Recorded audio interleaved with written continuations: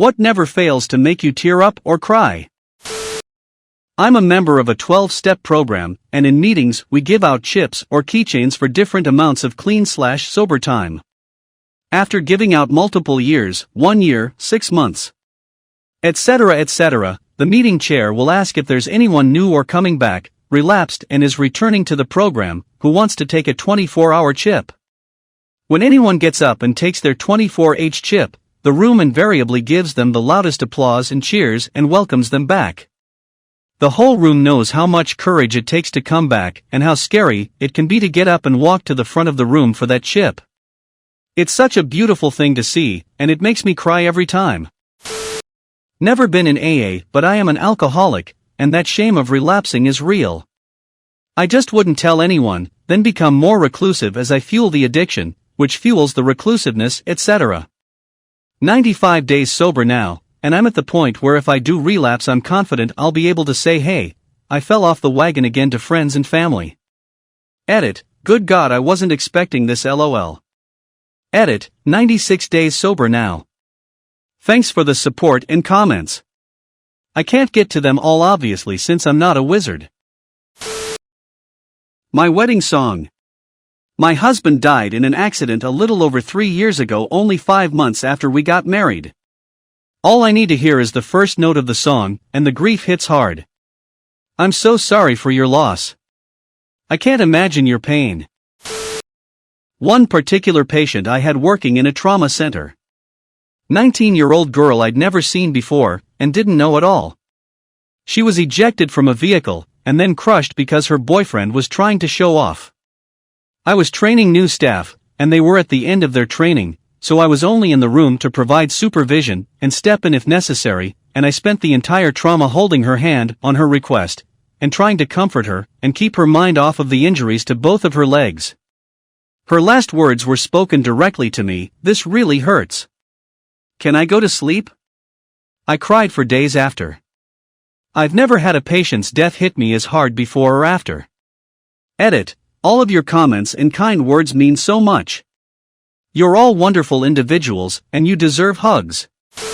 I'm so glad you were there to comfort her in her final moments. It's an often overlooked duty that many medical staff from paramedics to nurses to doctors and more perform.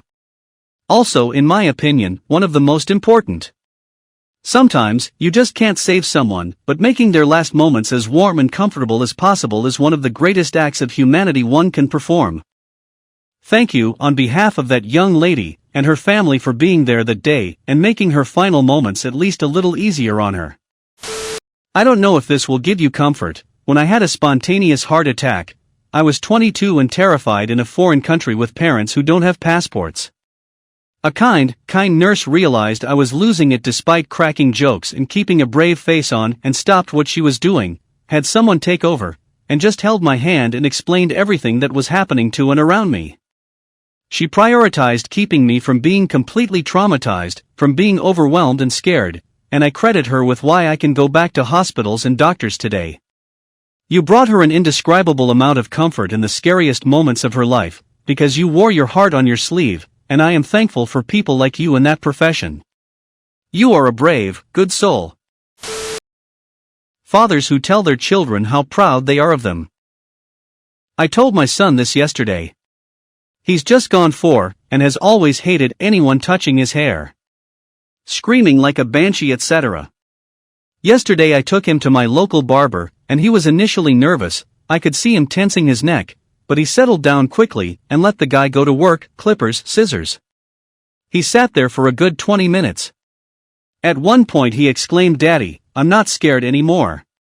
I nearly melted with pride, so I bought him 3 massive toys afterwards. And he has, for the first time ever, a proper haircut.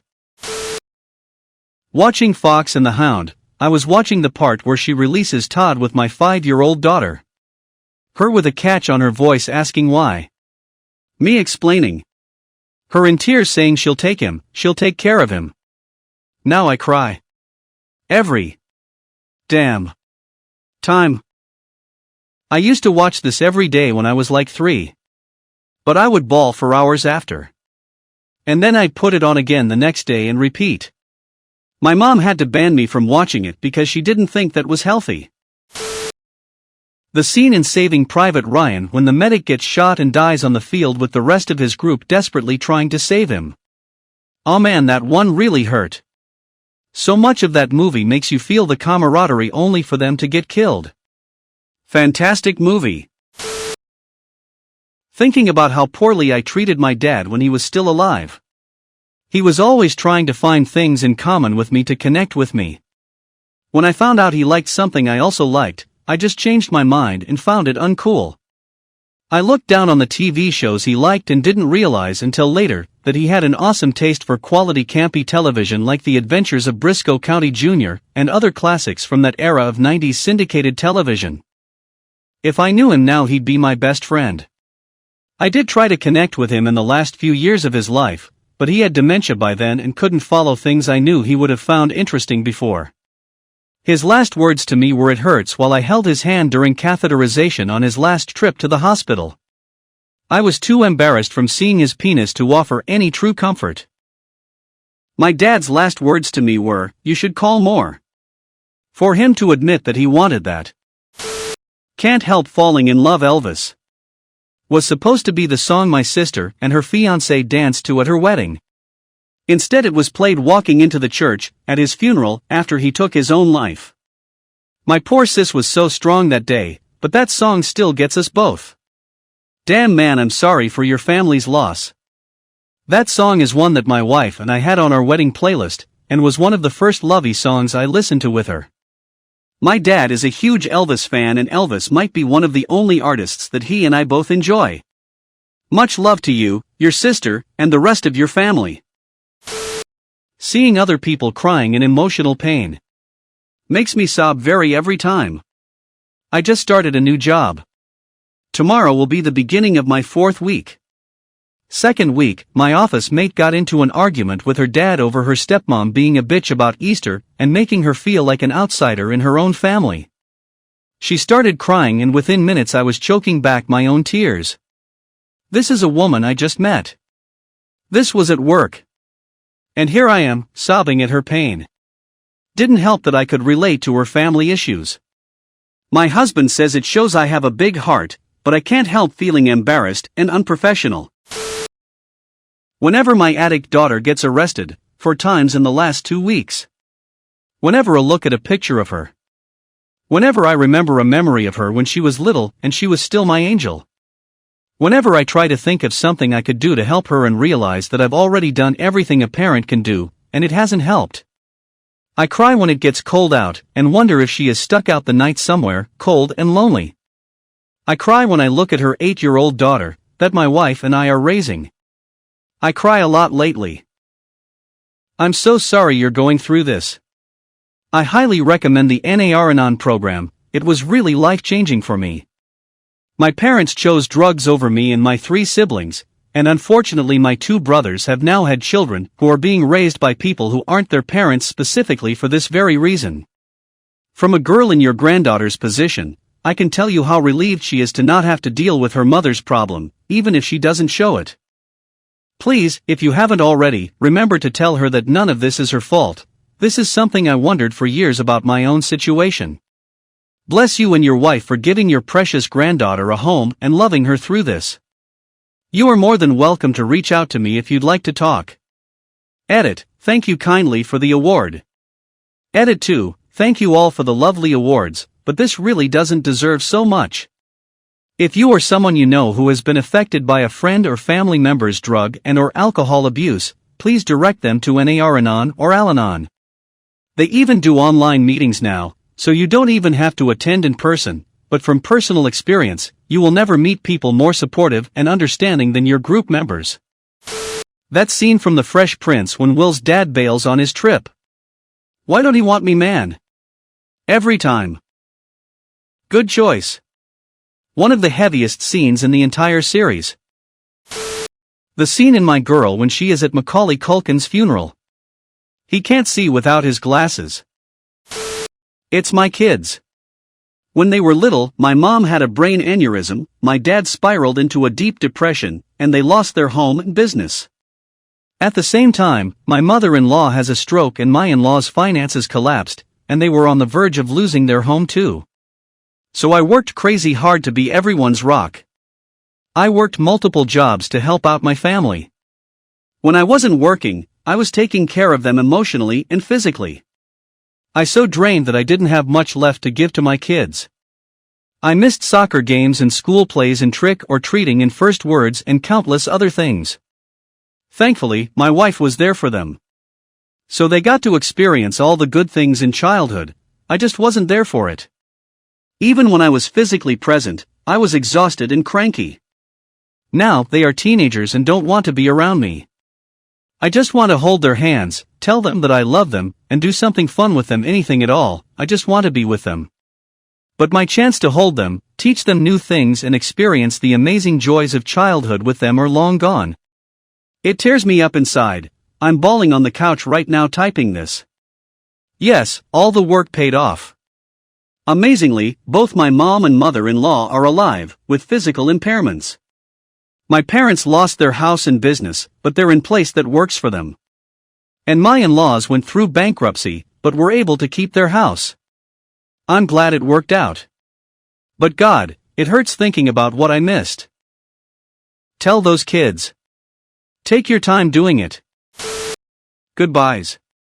Doesn't matter what kind. I'll always get teary-eyed. Once as a teen I had a dream about my dad. Next day he left for a long work trip and I meant to say goodbye to him before he left but didn't. And the entire time I thought, something's going to happen to him. Something's going to happen to him. He made it back home fine and I realized that something didn't happen this time, but it could happen the next or any other time. I'm not religious, but I think it was some sort of divine wake-up call, and I don't let people leave me without saying goodbye anymore. The end of Homeward Bound. Especially when Shadow says Peter, "You're okay." Like, they went through all of that and almost died multiple times and Shadow was just glad to know Peter was okay. Gets me every time. I am legitimately angry at you for bringing up Homeward Bound. Now I'm tearing up and my husband wants to know why. Dying pets. I work at a seafood counter and one day, a regular customer looked bummed and I asked her if she was okay. She burst into tears and told me her dog had died. I felt so bad I started crying with her and told her I was so sorry. It's almost worse than losing a person because a dog's love is so pure. It was obviously the wrong thing to say because she started crying harder and said, "I know, right," which made me cry harder. Another customer walked up, so we were both openly sobbing, and just slowly backed away. One of my cats stopped eating on Friday, and Saturday we took her to emergency after we got the blood work from our regular vet. Some sort of super aggressive bone cancer, and making the decision to euthanize her is the hardest thing I've done so far. It might not seem like it now, but it does. Remember all the good things, the quirky character traits, the best memories, even if they were disastrous at the time. Our cat was 20 when she passed. One of our many moments include my brother thinking it would be fun to teach her to swim in the bath, after noticing that the dog liked to swim in the pool but the cat was very careful around the water. He was 7 years old and didn't like swimming until he got lessons, so he applied the same logic to the cat. Yes, it had been explained prior to this that cats don't like water, but neither did he before his lessons. Luckily, he was fully clothed when he took the cat into the bathroom and closed the door. He had run a shallow bath already. Let's just say that we don't know who made the more noise, him or the cat, as she used him as a climbing frame out of the water. For months afterwards she would give him filthy looks if he so much as ran the kitchen tap for a glass of water. He apologized to her hundreds of times, but she definitely held a grudge for a long time. Let the tears flow, that's okay because you love them and miss them. Remember fondly, and remember them all of your life. No pet would ever ask for more. Thinking about losing my dog someday. I know it'll happen eventually, but I can't handle the thought of it. I feel this although mine is a cat. He is getting old, 17 years, and he might cross the Rainbow Bridge soon as his health is declining. FK it, I will ran downstairs now to hug him. It will be okay. I was like you. The thought of losing my Charlie Barker could make me weep. But, when it was time, I knew. I probably waited a few weeks too long, looking back. I'm not saying it won't break your heart, but they get older, and they love you and you know. And you'll do the right thing, and that will get you through it. My late partner passed away from leukemia at 38 years old. He hid a letter for me in our room in case he didn't make it. It's the most beautiful and eloquent thing I've ever read. He talks about regretting not being able to see my hair turn gray, or seeing me accomplish my dreams. He gives me permission to fall in love again, be messy, and move forward. The level of support is so encouraging. It's also a heartbreaking read, and I've only read it 3 times. I will read it again on the 2-year date of his passing at the end of this month.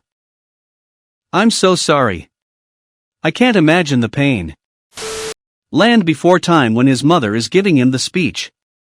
When he's shouting his mother. Oh man, feels. When Littlefoot mistakes his shadow for his mother. That little laugh he does as he is rushing towards her, thinking she's not gone, it breaks me. Holy crap, I'm getting teary just writing about it. And then the narrator twists the knife by saying he finally realized he was all alone. That'll be 2 additional boxes of tissues please.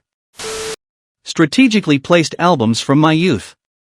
If I am half drunk and someone begins to play the album Four Cornered Night by Jets to Brazil, I will become uncharacteristically nostalgic, and then openly sob at the idea of how good I was at being 18 years old versus how I am at being 38 years old.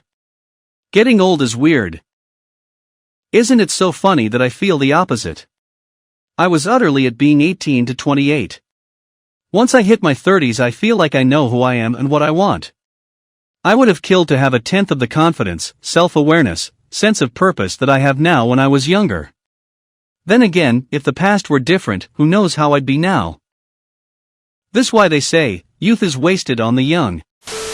I literally am physically incapable of reading this poem without shedding a tear. Do not stand at my grave and weep. I am not there. I do not sleep. I am 1,000 winds that blow. I am the diamond glints on snow.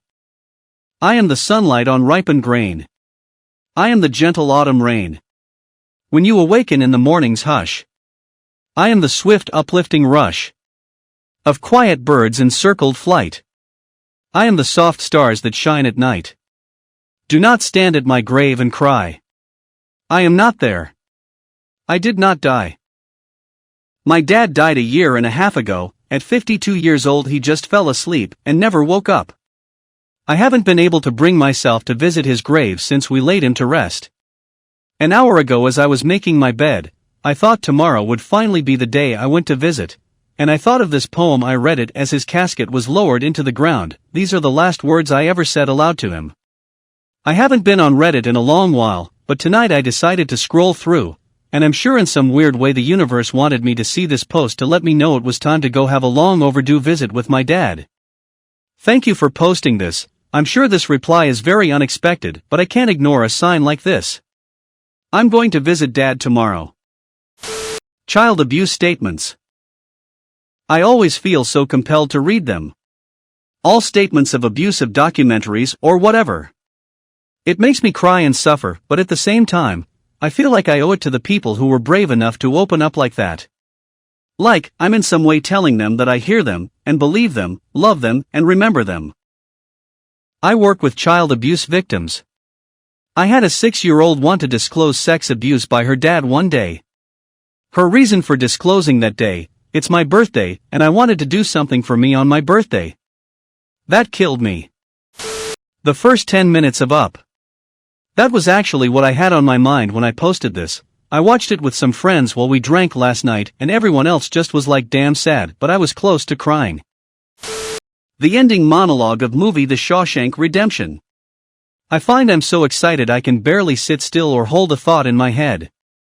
I think it's the excitement only a free man can feel, a free man at the start of a long journey whose conclusion is uncertain. I hope I can make it across the border. I hope to see my friend and shake his hand. I hope the Pacific is as blue as it has been in my dreams. I hope. Brooke's death always gets me. The layers of tragedy in Brooke's death. Not a literary buff, how so with the layers? Or is this an onion joke? Yes, but it's not a sad ending. I get misty watching that too, but they're tears of hope. That scene also made Stephen King cry. You know they nailed it when the author of the short story it was based on breaks down into tears watching the ending of the movie.